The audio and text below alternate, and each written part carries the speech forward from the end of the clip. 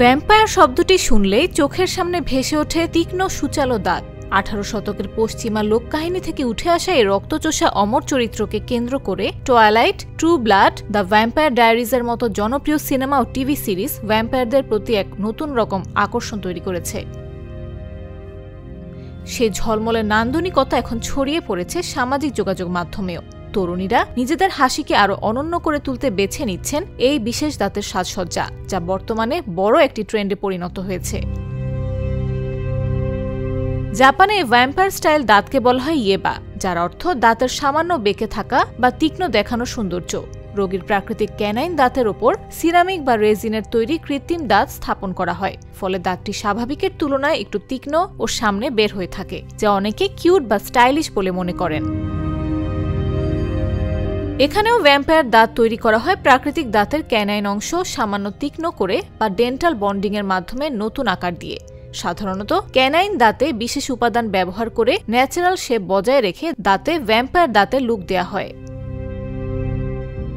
এটি মূলত রূপসজ্জার অংশ, নিজেকে আলাদা ও ফ্যাশনেবল ভাবে তুলে ধরার একটি উপায়। তাই অনেকেই দাঁতের অলংকার হিসেবে সোনা, রত্ন বা বিশেষ পাথর ব্যবহার করেন, যাতে হাসি আরও সুন্দর দেখায়।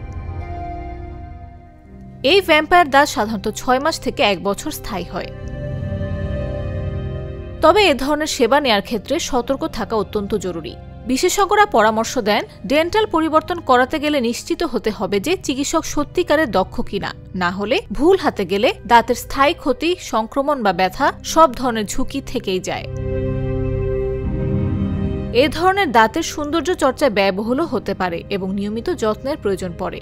একই সঙ্গে এটাও মনে রাখতে হবে, দাঁত শরীরের অন্য ইন্দ্রিয় ও স্নায়ুর সঙ্গে ঘনিষ্ঠভাবে যুক্ত। তাই ভ্যাম্পায়ার দাঁত করানোর আগে নিজের সামগ্রিক শারীরিক অবস্থাও বিবেচনায় নেওয়া গুরুত্বপূর্ণ।